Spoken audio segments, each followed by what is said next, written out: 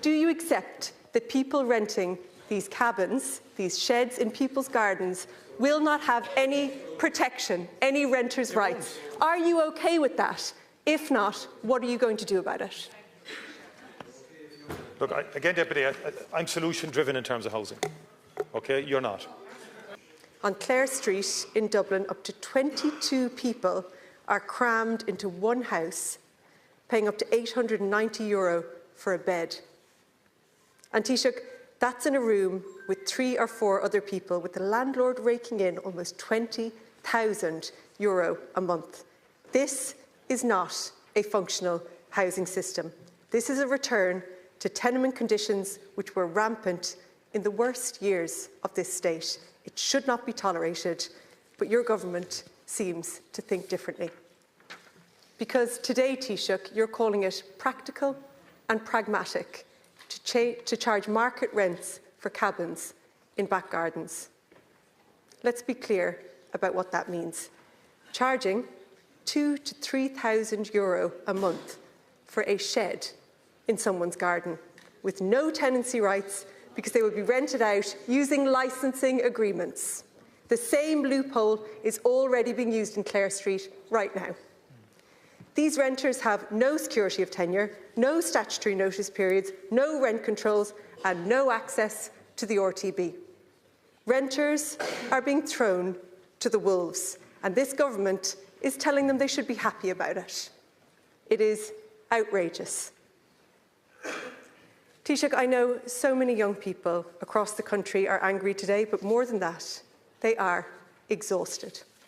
They look at this government and what you are doing, and they just despair. And Taoiseach, would you blame them? What exactly is your vision for young people in this country? Is it for them to be ripped off by landlords, to scrimp and save, to live in garden sheds, to be denied their tenancy rights? Because unfortunately, Taoiseach, that is the legacy that you are leaving. For anyone watching today, I want to be clear, there are solutions to the housing crisis.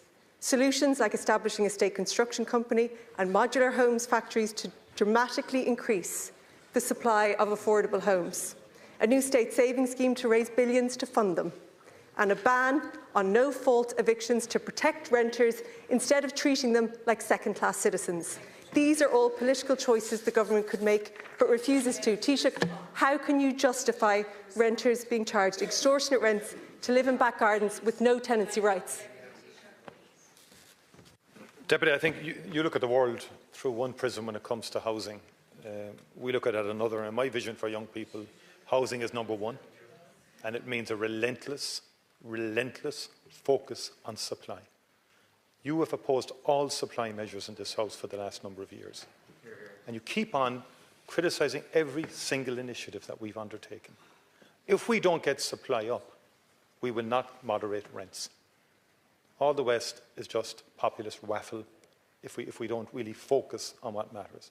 Now, when you talk about legacy, when government was formed in 2020, direct social housing bills were in the low thousands. Last year, we built 9,000 social homes in 2025, the highest on record since the state was founded. I'm quite happy, not happy, I'll never be happy to get higher, but that's a reasonable legacy in terms of permanent provision of social housing. And the good news is up to 23,000 more are in different stages of design and development. That's one aspect. The other is affordable. The other is cost rental. This week alone, I was at a sod turning yesterday, 800 new units. Not cabins, Deputy, you know, real units in Richmond. The Taoiseach was in Drogheda yesterday, about 500 to 600. And Minister Brown will be in Drogheda tomorrow, I think, with another 600. That's 2,000 houses, apartments, at sod turnings alone this week.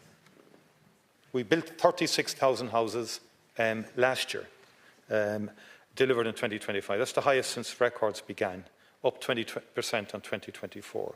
170,000 houses have been built since 2020, 50,000 apartment builds built. Planning momentum, 8,000 permissions in Q4 2025, up 19%. 20,000 houses granted permission in 2025, highest since 2009, and 8,000 commencement notices in Q1 2026. So these are facts. Not enough. We want to get to 50,000 per annum. No, in terms of the exemptions, you said exemptions were a good idea if just for family members. I think that's what you said. But can I ask you the question, if it's just for family members, they are no longer cabins? You know, you had very derogatory language when you said they were for rent. But if the very same structures were built for family members, what are they? No, they're not cabins anyway, because they have to submit, they have to be in alignment with the existing building regulations. And I think many people will welcome this. We'll keep it under review, Deputy.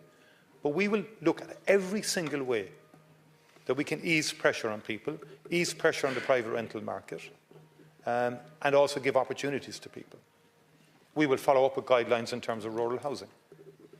Because it is a crisis, housing is. But we're never going to solve it if we criticise every single measure that a government introduces, which you have been doing now for 5 years. I believe we have to explore every option to get more and more houses built. When you come in here week after week and give this profoundly positive spin about housing, I have to wonder if you even feel convinced by your own words. We're in a situation where we have not just record rents and record house prices, we have record homelessness. We're talking about 17,000, more than 17,000 homeless people, more than 5,500 children. And you come in here and give this unbelievably positive message, and then you say that this government isn't out of touch.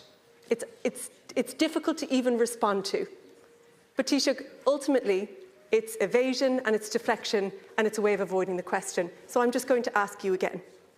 Do you accept that people renting these cabins, these sheds in people's gardens, will not have any protection, any renters' rights? Are you okay with that? If not, what are you going to do about it? Look, again, Deputy, I'm solution-driven in terms of housing. Okay, you're not. And I am answering the question. The Social Democrats, for example, voted against all residential zoning proposals on Fingal County Council 2 weeks ago, when the council's agreed development plan to zone for 5,000 additional homes. You opposed them. You opposed Ballymastone as well, the project there. People are now living in those houses. And you just can't keep opposing everything, Deputy, and claim you're serious about housing. That's the point I am making here. Choices have to be made. And in terms of the planning, in terms of residential, the exemptions and so on, it is a major package of exempted development regulations to reduce planning bureaucracy. Planning bureaucracy has slowed us down in terms of house provision, speed up delivery of additional units, maximise existing housing stocks. So it frees local authority resources for large-scale projects, introduces clear national standards, allows subdivision of homes to create one additional unit, just one additional unit, simplifies attic conversions, supporting rental supply, the rent room relief applies, and all of that will happen. No, it's not. I'm very clear. We will reduce the pressure on the